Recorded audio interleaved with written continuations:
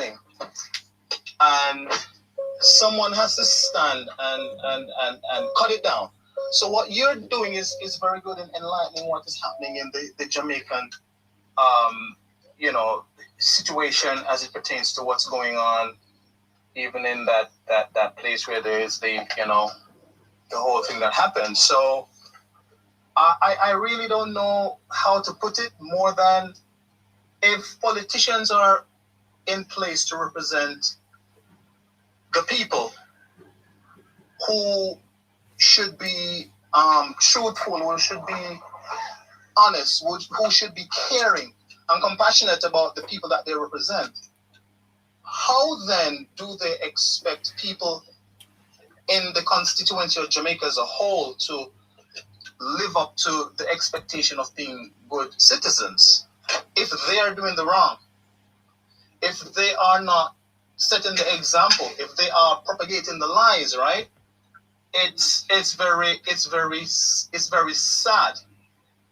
And one of the things too that we have to look at is the fact that these people who are leading or in leadership positions, they're young kids who are trying to aspire to be a politician or someone who is going to have a voice in the future. And if the people who are representing the people of Jamaica, if they are found to have flaws in their character for whatever reason, then what example are we setting? What example are they setting? It goes beyond just the politics. It's also a moral issue as well. And I think that the moral issue has a more significant bearing than just the politics, right? It's just distasteful, just listening to the lies, just listening to how the People's National Party would want to take away land from someone who might not have the pedigree or the status quo, right? Because of color or whatever other factors, to deprive someone of progressing.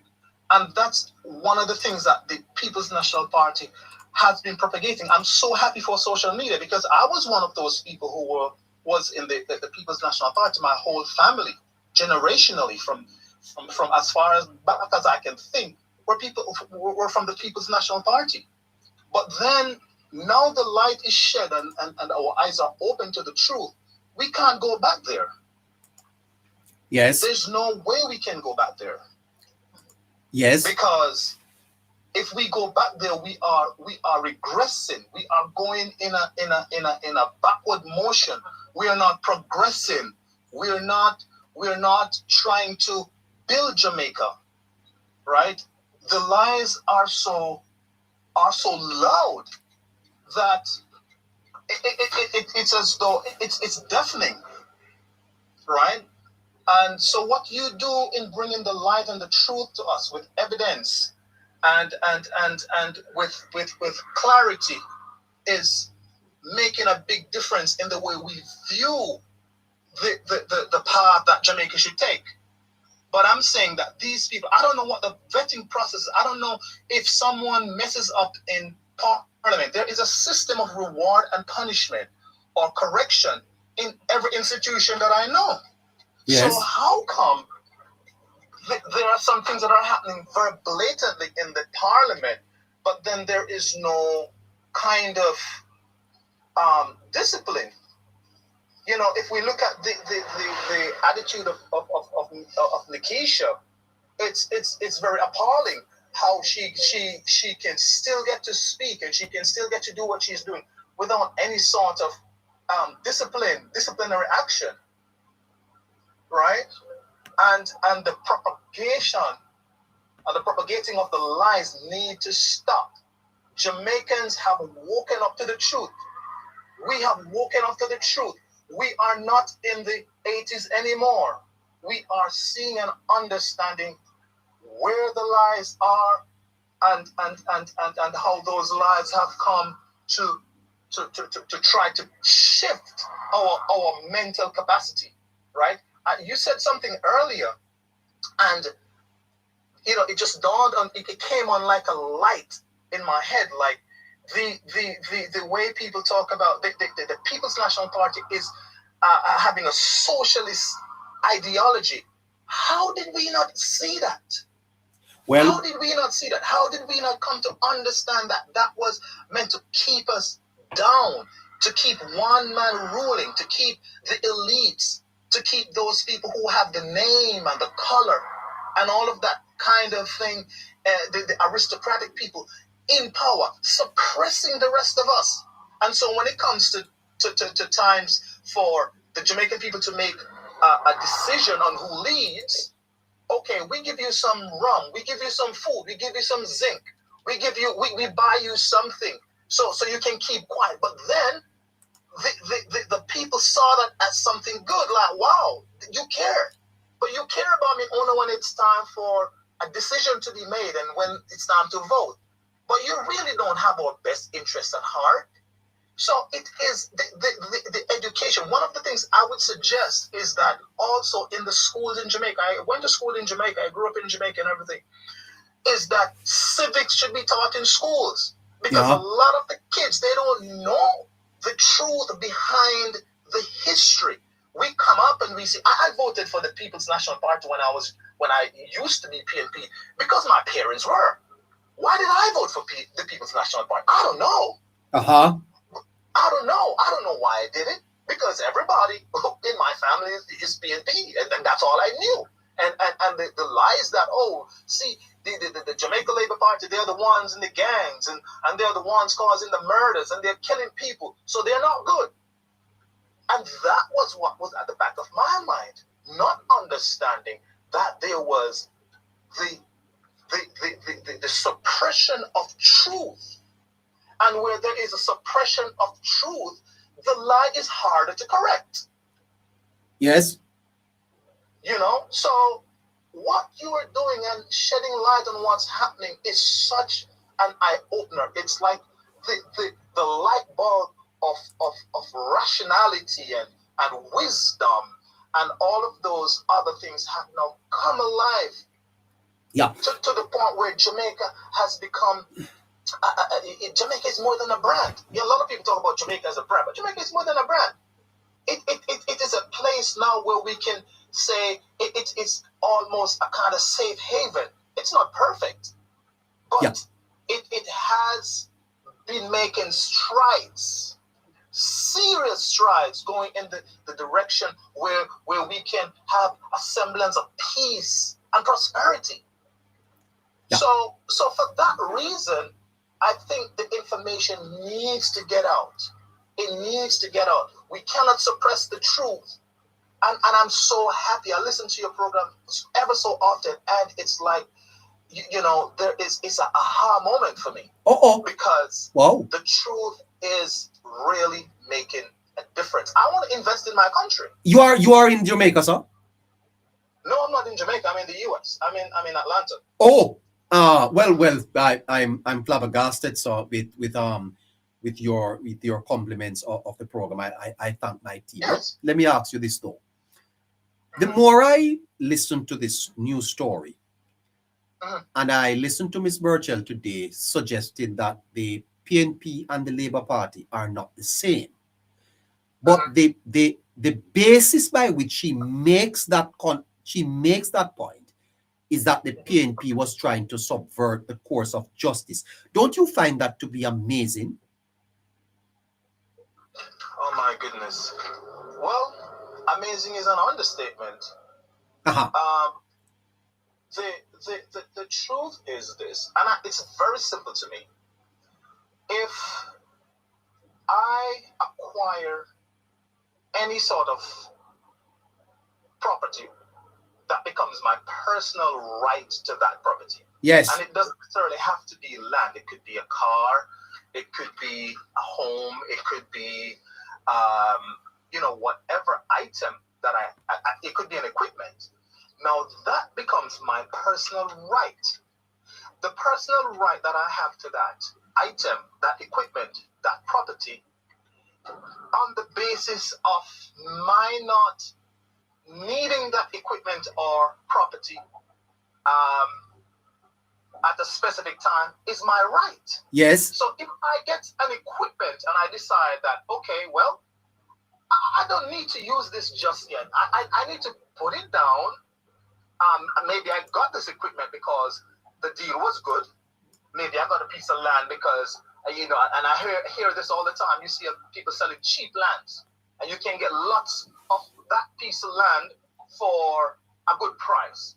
Okay, the fact remains, it's mine. It's mine. It does not take away the truth that it's mine. Now, if someone decides, okay, well, the person who purchased this equipment or this land is not around, I don't see any activity happening on it, so now I can go on it. I can, just take this over because I decide that I want it. It does not give anybody the right to do that, right? And if a political party Yes. is behind that kind of Yes. action or attitude, and then it is brought to the legal system where the legal system has to rule on it. You made a very important point earlier that the legal system will shackle you. It shackles you to the point where you are bounded by certain rules and conditions, and those rules and conditions are, if they are breached, then you are in contravention of that law, right? So the point is, I have the legal right to what I own. Now, if the People's National Party decides that no, well, you can go and take it, you can go and have it, you can go and live on it, it's yours now, there's no activity on it, or this man in the first place, you shouldn't have it because, as I said earlier, he doesn't have the pedigree or whatever. What nonsense is that? So the people who are part of the People's National Party, I'm wondering, can I go and squat on a piece of land that they own? Uh-huh. Can I go and just inhabit something that belongs to them? Can I just go by virtue of my own will and say, well, I need this. This seems to be good. They would not allow it. So why should it be allowed? Why should it be allowed in the framework of a political party, however they think that they needed to do what they wanted to do, and that be legal? No. Somebody has to step in and say no, and I would fight for my land. Yes. So they have no point. They have no point. And yes, there is a moral obligation. You said something earlier. There's a moral obligation to, the people who are on the land in terms of probably how they were had to evacuate the land. But at the end of the day, I can assist you as Prime Minister Andrew Holness will do, maybe from a moral point of duty. I can assist you, but just not on my land. Yeah. I can help you from anywhere else, but just don't be on my land. It's that simple. Yeah. Do you not find it concerning, as a Jamaican living abroad, sir, that at this point we are in an argument about a court's judgment being carried out? It's very disheartening. A court's judgment, sir? You mean that the court rules and the government attempts to use what is called compulsory acquisition of privately owned land, sir? Isn't that a disservice to the private owner? Man, this is just disheartening. It's just dishonest, and it's I would call it borderline theft. So if you use the courts to try to say what I own and what I have, I shouldn't have it. It's just theft.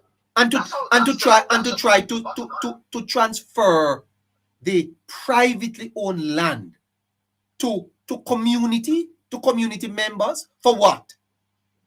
Don't you not find that to be the judge say it is iniquitous?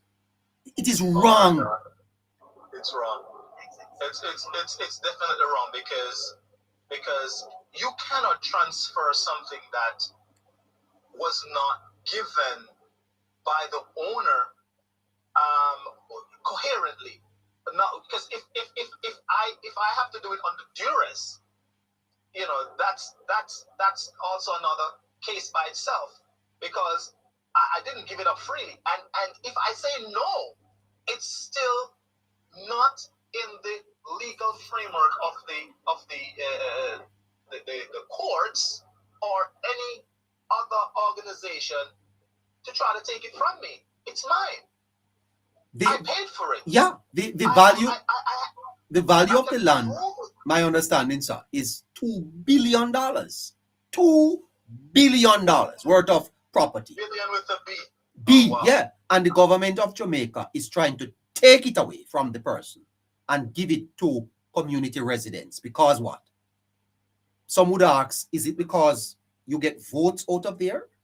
Political mileage. Yes. And then you tell the court that it was in the public's interest? Which public? Which public? It's all about political mileage, man. It's all about gaining grounds politically. It's all about saying, hey, man, listen, remember, we gave you a piece of land. And,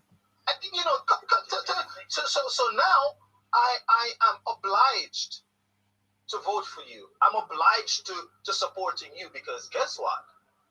I was the one who helped you to get a place to live. So you see, I have your best interest at heart. So now it becomes obligatory. Whether you're good, bad, it doesn't make a difference. I think I need to give to you. I need to support you. And you made a very good analogy with the person who might have gone and be doing criminal activities, but the mother is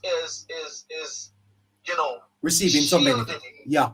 Yes, and the mother is very happy that this person, you're bringing home so much money every night, and so on and so forth, and you don't know where that money is coming from, but you know that. And the mother definitely knows. Definitely knows that the boy now works. You know, he's not working. He doesn't have a 9 to 5. He didn't go to school. And not to say that you have to go to school. You can have a trade and stuff, which is equally important as having an education, and that's good, right? But you know that this son of yours ain't working. And you see it all the time on the television when the police comes and kills that person because that person is going around terrorizing other communities, then they have a big uproar about how bad and evil the police are and how wicked the police are. But that same boy, he's been going to other communities, shooting other people, robbing other people, taking away what other people have to come and give to you. Yeah. So there is no way there can be a balance. There's no way you can actually say it is right. It's wrong on every level. And as a matter of fact, you are wrong to take from your child something that you know was done illegally. You're wrong. Yeah. But then people are more concerned about their own appetite. They're more concerned about what they can get. And that's the same principle that is happening with the People's National Party's agenda, right? I can get little something from these people, right? So I'm going to give them my vote. How serious can people be? If you want your country to move forward, it's not going to go anywhere. Yeah. It's not, because they're going to keep you there, keep you impoverished, keep the taxes and everything else to a place where you can't even afford to live comfortably. But yet, right, you will get something from them at the time when they need a vote. Yeah. And so the psychology of the people is that, it's okay. You don't need all of that. You just need some bread right now, and that's it. Yeah.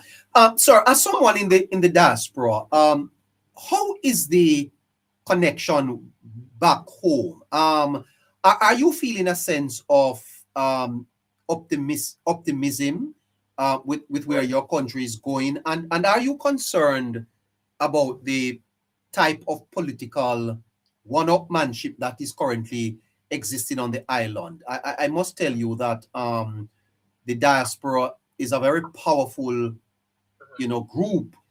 To what extent are you guys concerned about how the politics down here is seeming to be going? We had an election in last year, September, but the country seemed to be still in that politicking period. Are you concerned? I am concerned. There are many things I can say about that. One is I'm very optimistic. Yes. I'm optimistic that the way Prime Minister Andrew Holness is doing things, he's not really so much listening to the noise. That's one of the things that, as a leader, you have noticed. You have noticed that.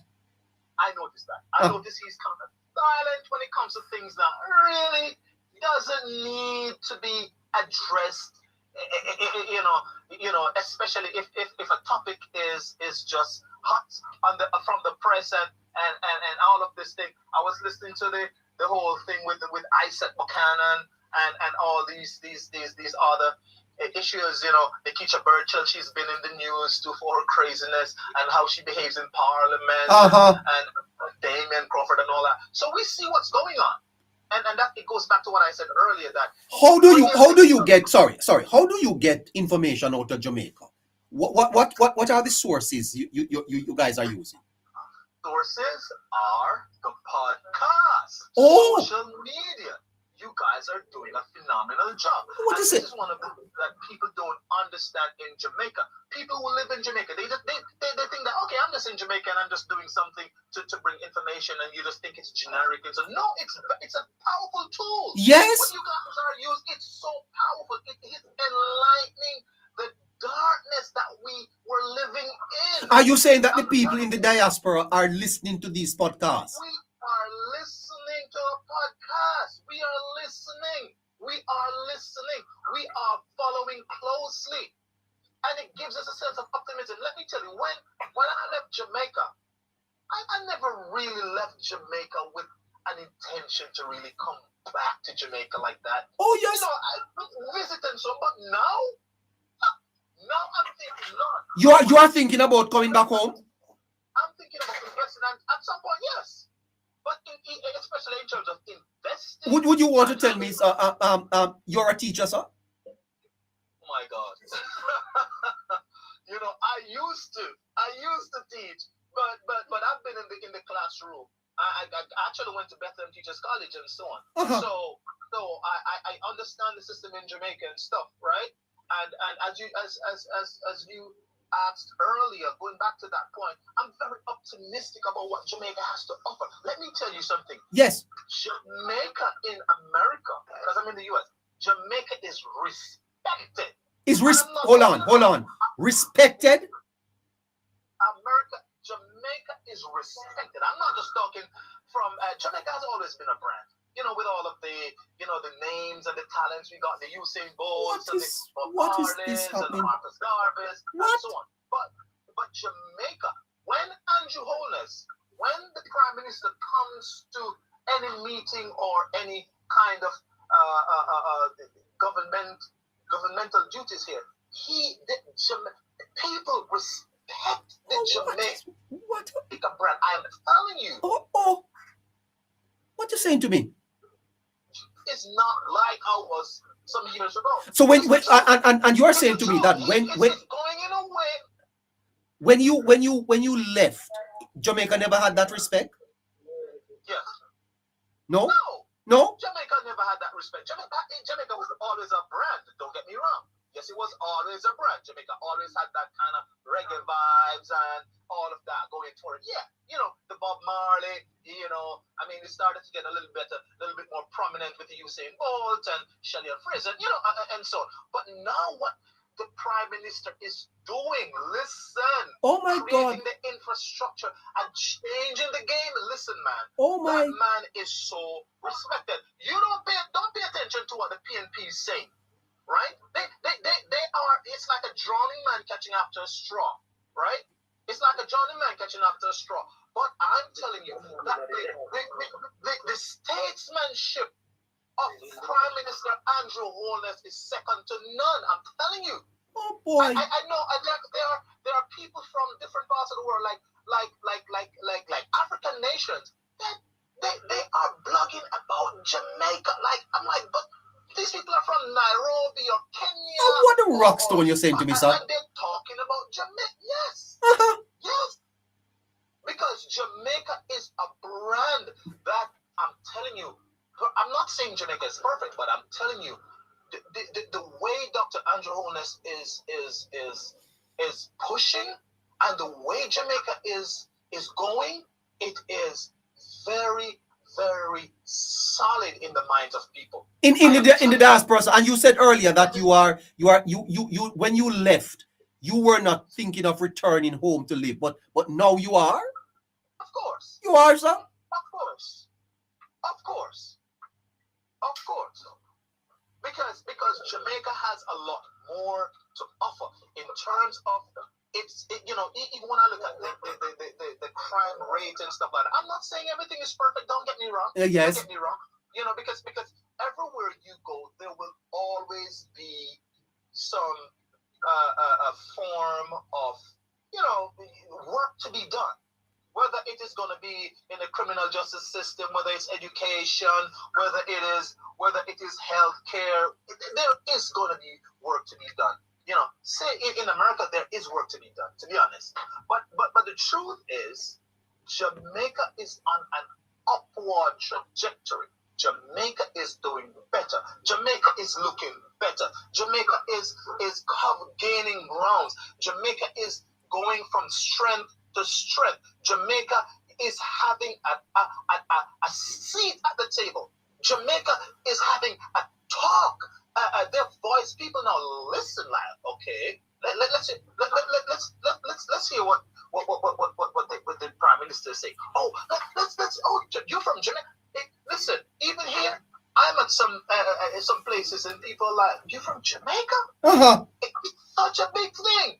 I'm telling you. Oh boy! Wow! It is such a big thing. But the people who live there, they don't really get it. I think they don't understand the magnitude of what Jamaica has to offer, and that is why I'm so upset when these politicians, with the negativity and the political mileage that they're trying to gain, they try to distort the progress Jamaica has made.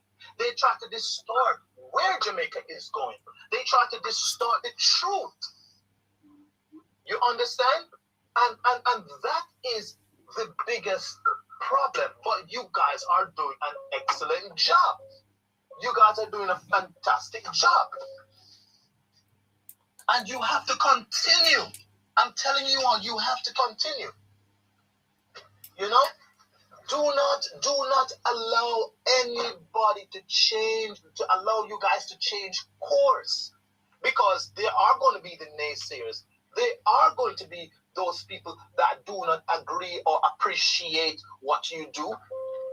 But the truth of the matter is you have to keep going. You have to keep pushing. You cannot change course. I'm encouraging you all to do that. Because the information that we're receiving, the enlightenment that we now have, it's second to none. Right? Wow. It's second to none, and I have to commend you. You're doing a great job. Well, right? Look at that. Oh, boy, I tell you. Yes. I never realized that, sir. You have to continue. You have to continue, and do not let anybody allow you to not do what you need to do. Don't allow anybody to make you change your stance. Stand up for what is right, because at the end of the day, see, with all of the talks and with all of the political mileage and stuff that people are trying to get from the other party and stuff, the truth will ultimately speak for itself. That is true. And that's one of the things that people don't understand. Truth will always speak for itself. You don't have to wrestle and fight. The truth will always be outstanding. To say, okay, look what Prime Minister Andrew Holness did.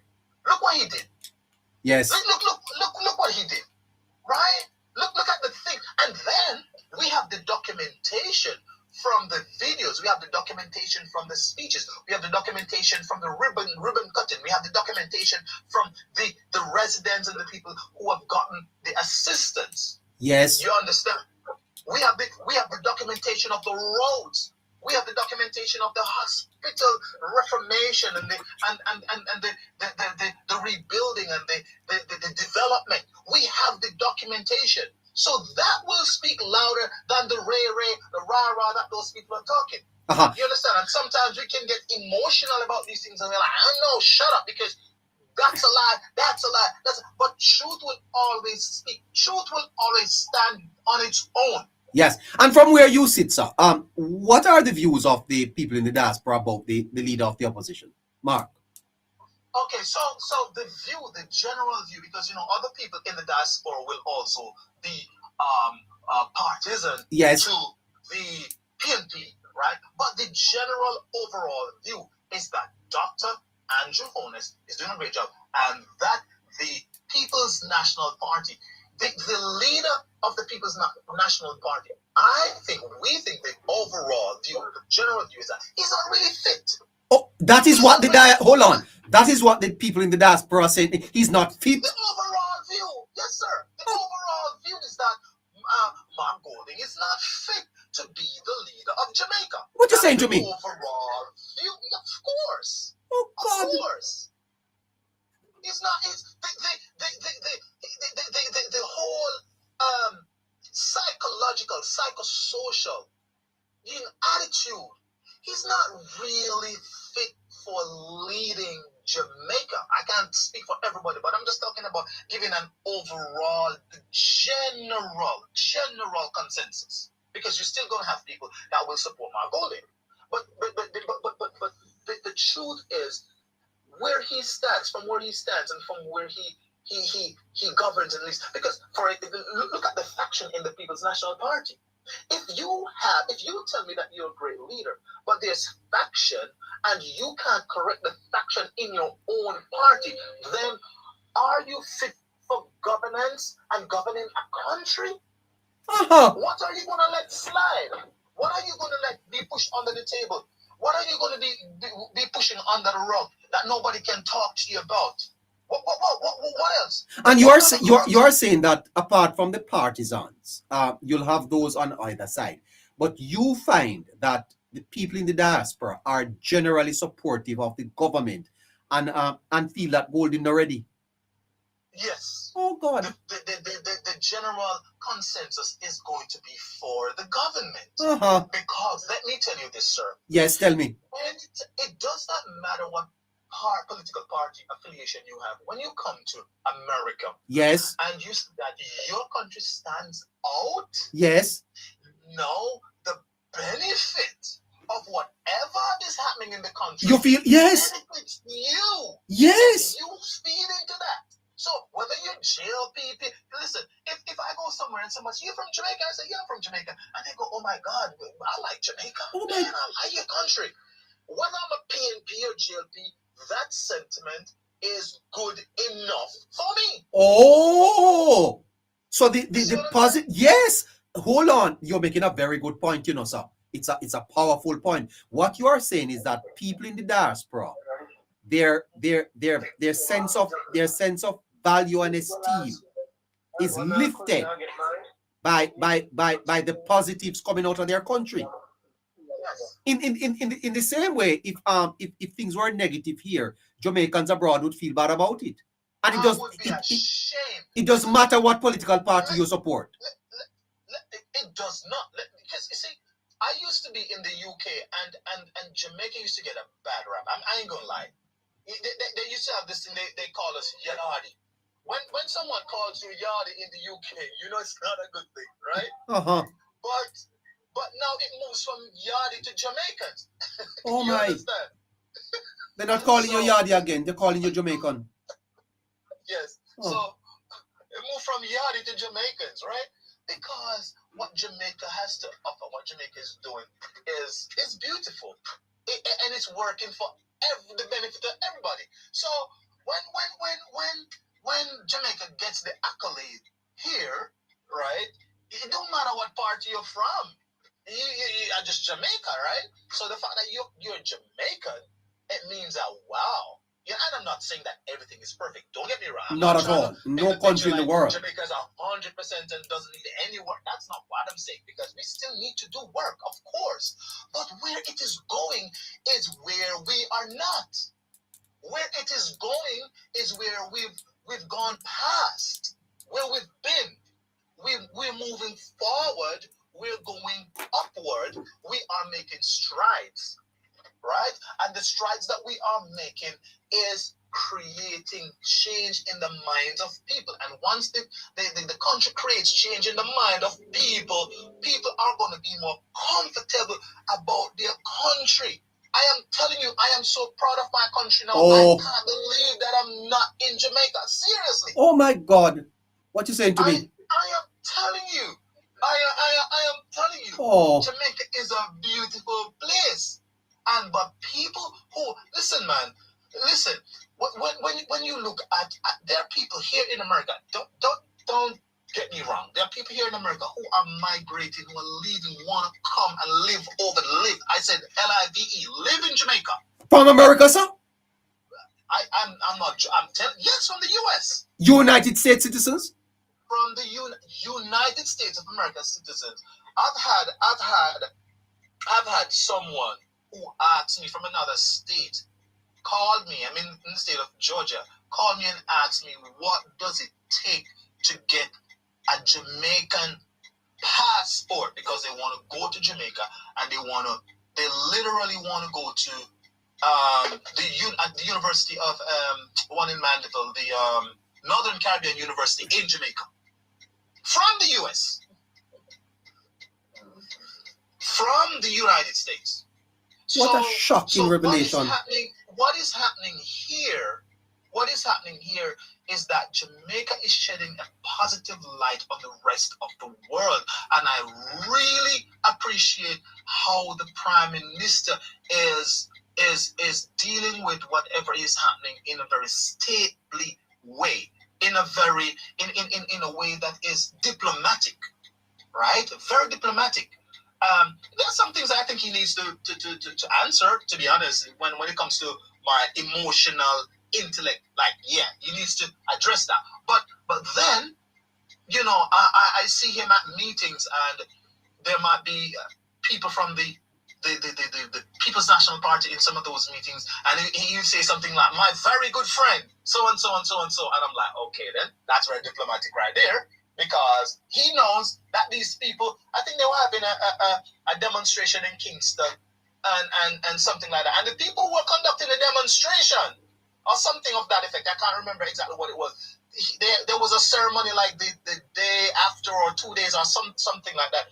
And some of those people were there. And he says, and the Prime Minister said, my very good friend, so and so and so. And I'm like, okay. You must be ashamed, because you were just there demonstrating against the Prime Minister, and the next day he's doing something, government business, you're invited, and he's calling you his friend. And I think he does that in a way to, sarcastically. I would put it like that. I don't know for sure, but like, come on. So Jamaica is moving in a positive way, and we all are proud. We all are proud. We all are proud. Oh, Jamaica is not the country again where people are scared of and they tell you. I know people in America here who told me, I left. I came to Jamaica and I came to a hotel and we went out to places like Kingston and we went to places like Tivoli Gardens and those places that they talk about. And you're like, no, we talked to the people. We drove from the hotel. You hear me? And they go to these places and be talking to people, buying food, all these kind of things. And they talk about how enthusiastic they were to just speak to the local people. And what people portrayed about Jamaica, they don't see that. So the truth be told, Jamaica is moving up, and we can't pay attention to what's going on with the political mileage that the People's National Party want to gain, because they want to garner political mileage, right? But it's going to be to their own demise in a way, because people ain't stupid again. Because I'm one example of someone who was woken up out of my sleep and understand the agenda of the People's National Party. Uh-huh. And when you come out of something that was holding you hostage and bound, you can't go back. Uh-huh. You cannot go back. I'm very enthusiastic about this. That's why I keep going. But you know, I just had to come on tonight, man, because what you guys are doing a great job. I'm telling you. You all cannot stop doing this because the eyes of the people are enlightened. Well, thank you so much, sir. You're welcome, sir. You to come again. Yes, sir. I certainly will. And spread the word over there in the US. Let them support the program. You hear? Sure, for sure. Yes. Definitely. Yeah, all right. Definitely. Great. Tell them to watch us on YouTube. Yes, definitely. Yeah, man. Take care. Bye-bye, Clive. All right, you too. Yeah, take care now. Bye-bye. Uh-huh. All right. What a fantastic caller that was out of the United States. Wow. Very, very good. Good night. So to neighbor, you know, I want to say something, but I don't want to spoil the energy. You know, so I will just hold back until it was very interesting and good ideas. You know, seeing that someone abroad, Jamaican, talking so good. You know, it's very enlightening. I will just hold my peace until, you know, probably when if someone may come and stir up something, then I will come and say what I want to say. No man, you go right ahead. We go right ahead, sir. Okay. You know, listen what Mr. Cousins say, you know, he is the opposition minister on land reform. Yeah, I think so. Yeah. Who was it before him? Who did he replace? I think it's Azan. Okay. Well, this thing been going on for a while, and it's never one day bring up the issue in Parliament so that the government could have a look at it.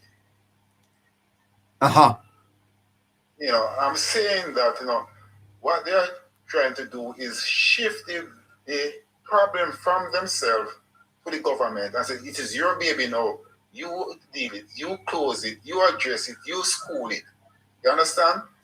If they had raised the issue to the government, but I don't hold on. I don't know that this is a matter that makes sense raised in a parliament, you know, sir. There is a court ruling